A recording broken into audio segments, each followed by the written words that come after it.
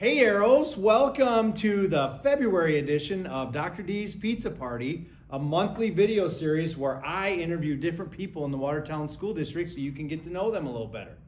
Each month we also feature a different pizza place from Watertown. This month's pizza is from Pizza Ranch. Little twist. I think we have a dessert pizza today. And today's guest is Heidi Clausen, business manager for the Watertown School District. Welcome, Heidi. Thank you. Thanks for having me. Yeah, it's great to have you on. Let's have you start by introducing yourself. Tell myself and the audience a little bit about you. Yeah, so I am originally from the Webster, Bristol area. I graduated a Webster Bearcat. I went on to Southeast Tech, and then following Southeast Tech, I went on to Bellevue University to get my business administration degree, as well as human resource management. My husband and I have lived in Watertown for 15 years. We have 3 children. Kai is a second grader at Lincoln Elementary, and then Lottie is at McKinley. She's a kindergartner. Riggs goes to Educare Daycare, and actually we'll be signing him up here soon for preschool screening. So, all right. Yeah. So, thank you very much for that. How many years have you been working here in Watertown, and what were you doing before that? So I've been here in Watertown for 12 years. I was the assistant business manager for 6 years, and then now I'm in my 6th year as business manager. Prior to Watertown, I spent 2 years as the business manager in Clark. Okay, yeah, so a lot of good experience at the schools. Mm-hmm. So for people who maybe don't know what the business manager does, why don't you explain a little bit about that role?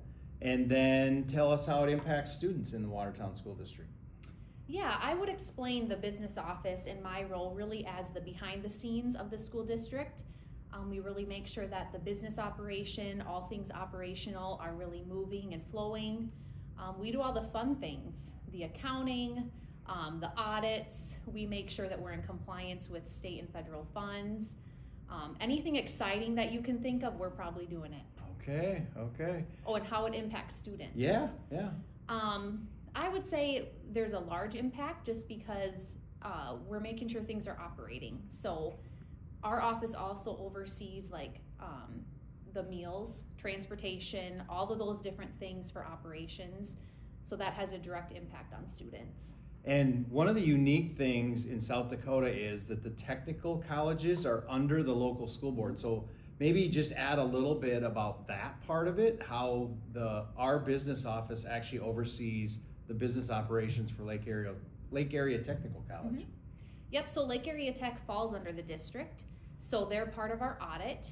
We do all of their finances, so we pay their bills, we run the payroll, everything for Lake Area also coincides with the district. So all of their federal funds, their state dollars, tuition, federal financial aid, that all falls under our business office. It's a lot. There's a lot that comes through here, and I think sometimes people don't realize just how much, how large the numbers are that gets handled through our business office. Yep. We do have a $119 million budget, so that's between both K-12 and Lake Area that we oversee. A few dollars. A few dollars. Yeah. Okay, what inspired you to be a school business manager? Did you grow up thinking you were going to be a school business manager, or how did you choose that particular direction? Yeah, that's a good question. I don't have this aha moment of it. So here's really the story. I was right out of Southeast Tech, so I had just graduated with my 2-year degree. I was not looking for my career. I actually was at my in-laws' house, and my father-in-law, Ronnie, was reading the paper, and he came across the opening for business manager for the Clark School District, and I had just graduated with my 2-year degree, and he just said, you should apply for this. At the time I thought, well, I'll just apply for the experience of going through that part, but they hired me. I don't know why. I was so young. I had no experience. I literally did not know what I was doing, but I had work ethic and drive, and so that's really what's gotten me to where I am today. But yeah, so that's really where it started, and now I feel like school business is just like my soul at this point. So yeah, well that's a cool story beginning, and we're glad you're here. So what's your favorite part about being the business manager in Watertown? I think my favorite part is being part of so many different decisions and really getting to analyze and think about what the goals are for the district, because they're ever changing. I mean, we have one big goal in sight, and that's students. It's very student centered, of course, but there's just so many different impacts and things that change. And to be a part of those decisions and watch the operations to go, okay, here's where we have to shift. These are the things that need to be done.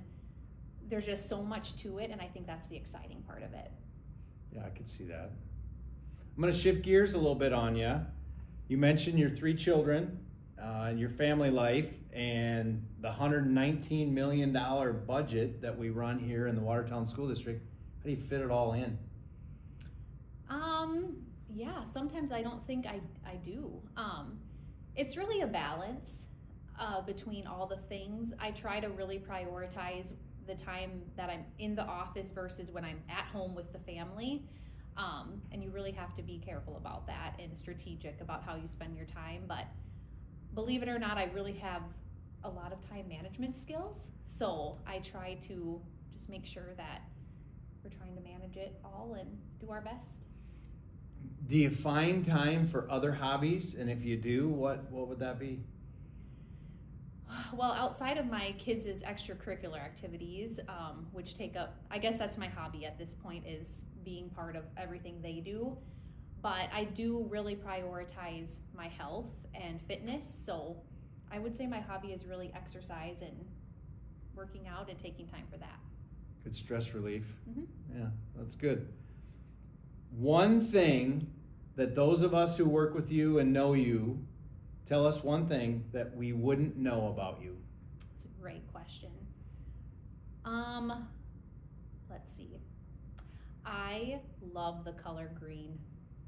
Really? Yep. I have a green couch on purpose. Like, I bought that couch and picked the color green. And in our first ever home, I painted an entire wall green. Yeah, I love the color green. I did not know that. Mm-hmm. I did not know that. Okay, well, very nice, very Yeah.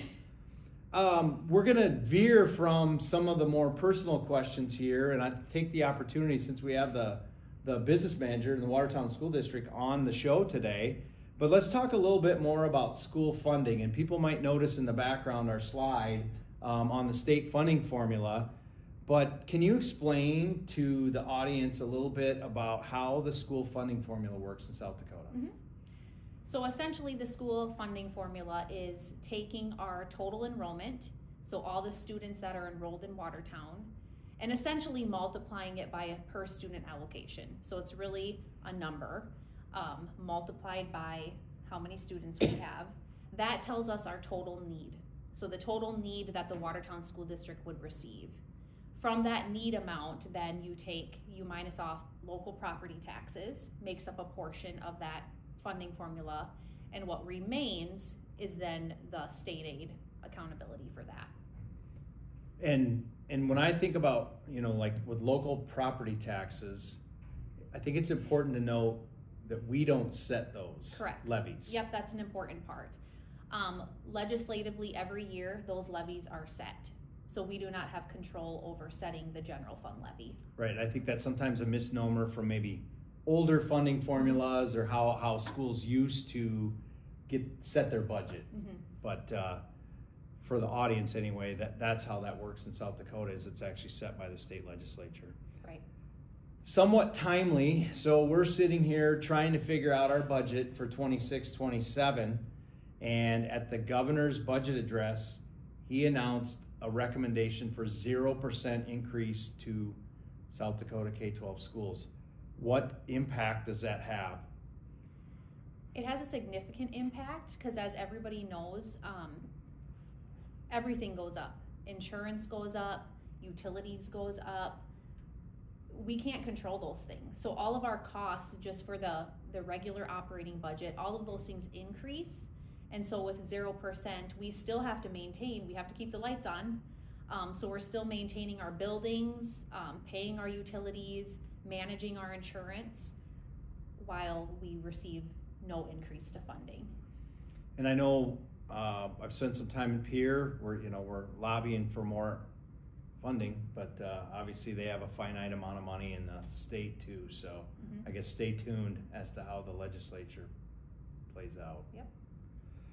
Well, anything else you'd like to talk about with regards to the budget or school funding or even the role of the business manager? I think we covered a lot of ground.